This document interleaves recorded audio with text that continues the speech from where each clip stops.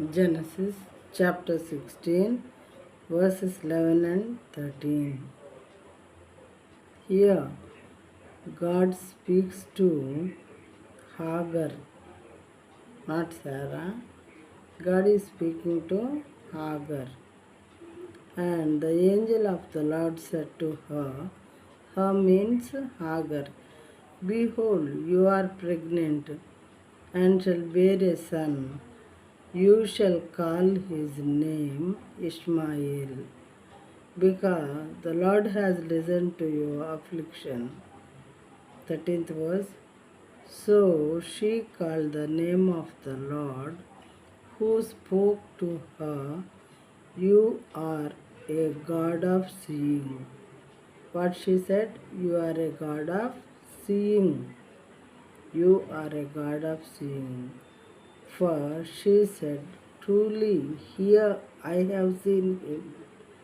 I have seen God here who looks after me. So I will call him with the name, you are a God of seeing. Because you have seen me, you met me here in this place. You talked with me, you spoke with me.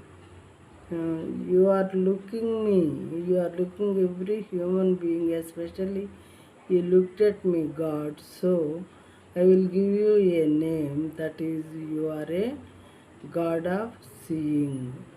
Hagar said to God. In Telugu. మరియు యెహోవా దూత, ఇదిగో యెహోవా నీ మొరను వినెను, నీవు గర్భవతివై ఉన్నావు, నీవు కుమారుని కని అతనికి ఇష్మాయేల్ అని పేరు పెట్టుదు అని మాట్లాడారు హాగర్తో. మాట్లాడిన తర్వాత ఏమన్నారంటే, ఆమె చాలా సంతోషించింది. దేవుడు ఆమెతో మాట్లాడటం చూసి ఆమె సంతోషించి, అది చూచుచున్న దేవుడవు నీవే అని పేరు తనతో మాట్లాడిన యెహోవాకు పెట్టాను. అంటే హాగరు, చూచుచున్న దేవుడవు నీవే కాబట్టి నన్ను నా బాధని చూసి నువ్వు ఇక్కడ నా దగ్గరకు వచ్చావయ్యా, కాబట్టి నీకు నేను చూచుచున్న దేవుడని పేరు పెడతాను. మనుషులను చూసే దేవుడవు నువ్వు, మనుషుల బాధలు వాళ్ళ వేదన గమనించే దేవుడవు కాబట్టి చూచుచున్న దేవుడు అని నీకు పేరు పెడతానయ్యా. నీవు చూచుచున్న దేవుడవు నీవే అను పేరు తనతో మాట్లాడిన యెహోవాకు పెట్టాను. ఆగరు పెట్టిందనమాట ఆ పేరు దేవునికి. ఏలయనగా నన్ను చూచిన వాని నేనిక్కడ చూచితిని కదా అని అనుకోనేను. నన్ను గమనించినటువంటి దేవుడిని నేను ఇక్కడ కలుసుకొని ఇక్కడ చూశాను కదా అని ఆమె అనుకొని చూచుచున్న దేవుడు నీవే అని యెహోవా దేవునికి పేరు పెట్టిందనమాట. అంటే ఇప్పుడు ఈ దేవుడు చూస్తున్న దేవుడాలి కాదా?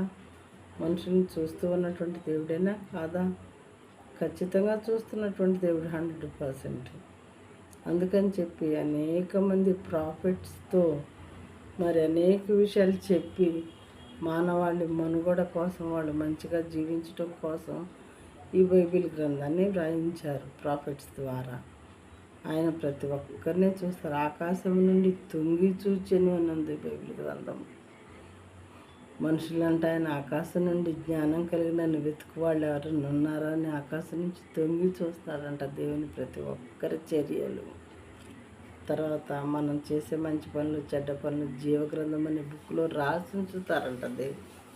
తీర్పు కాలమున దాన్ని ఓపెన్ చేస్తారట.